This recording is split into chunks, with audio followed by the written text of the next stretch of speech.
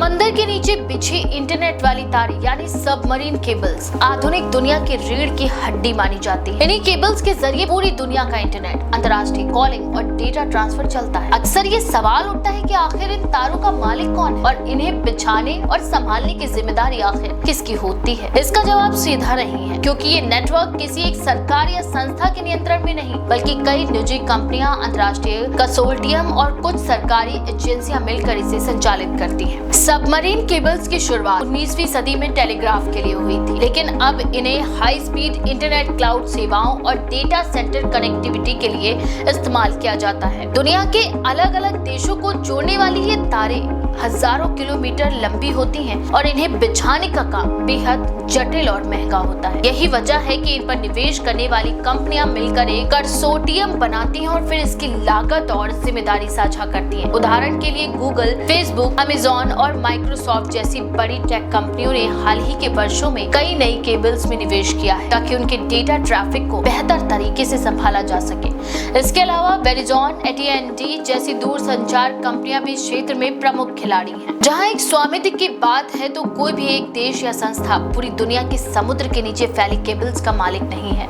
हर cable का मालिकाना हक उस कंपनी या कंसोर्टियम के पास होता है जिसने उसे बिछाया है। उदाहरण के लिए गूगल की अपनी कई प्राइवेट केबल्स जैसे डुन्नीट, वियानो और कुरुंडा, जो सीधे उनकी डेटा ट्रैफिक को नियंत्रित करने और उनकी सेवाओं की स्पीड बढ़ाने के लिए बनाई गई। वहीं कई ऐसी केबल्स है जिन्हें कई कंपनियां मिलकर इस्तेमाल करती और उनका रख रखाव साझा रूप से करती हैं। इन केबल्स की सुरक्षा और रख रखाव एक बड़ा मुद्दा है, क्योंकि ये समुद्र के नीचे हजारों मीटर की गहराई में छिपी होती हैं। किसी भी प्राकृतिक आपदा, भूकंप या जहाजों के एंकर से टूट सकती है। जब ऐसा होता है तो पूरे क्षेत्र का इंटरनेट प्रभावित हो सकता है। यही वजह है कि इन्हें मॉनिटर करने और रिपेयर करने के लिए खास जहाज और तकनीक तैयार रखी जाती है। आमतौर पर जब कोई केबल कटती है तो रिपेयर या शिप मौके पर जाकर समुद्र की गहराई से उसे ऊपर निकालता है और फिर उसे जोड़कर दोबारा बिछाता है। कानूनी और भू राजनीतिक दृष्टि से भी सबमरीन केबल्स को बेहद अहम माना जाता है। इसका बड़ा हिस्सा अंतर्राष्ट्रीय जल क्षेत्रों से होकर गुजरता है, जहां किसी भी एक देश का अधिकार नहीं होता। हालांकि जब ये किसी देश के समुद्री तट पर आती है तो उस देश की सरकार का नियंत्रण हो जाता है और वहीं पर इन्हें लैंडिंग स्टेशन से जोड़ा जाता है। यही लैंडिंग स्टेशन घरेलू इंटरनेट नेटवर्क से जुड़ते हैं। ऐसे में देशों की भूमिका इन्हें रेगुलेट करने और सुरक्षित रखने की होती है। कई बार केबल्स को लेकर देशों के बीच विवाद भी हो जाते हैं, खासकर तब जब सुरक्षा या जासूसी का खतरा पैदा होता है। हाल ही के वर्षों में चीन, अमेरिका और यूरोपीय देशों के बीच सबमरीन केबल्स को लेकर प्रतिस्पर्धाएं बढ़ी। अमेरिका की कंपनियां इस क्षेत्र पर लंबे समय से हावी रही हैं, लेकिन अब चीन भी अपनी टेक कंपनियों के जरिए बड़े पैमाने पर निवेश कर रहा है। ये सिर्फ तकनीकी नहीं बल्कि रणनीतिक प्रतिस्पर्धा भी है, क्योंकि जिसके पास डेटा के प्रवाह को नियंत्रित करने की क्षमता होती है वह डिजिटल दुनिया में ज्यादा ताकतवर बन जाएगा। इसीलिए कहा जा सकता है कि समुद्र के नीचे बिछी इंटरनेट की तारों का कोई इकलौता मालिक नहीं। ये नेटवर्क अलग अलग कंपनियों,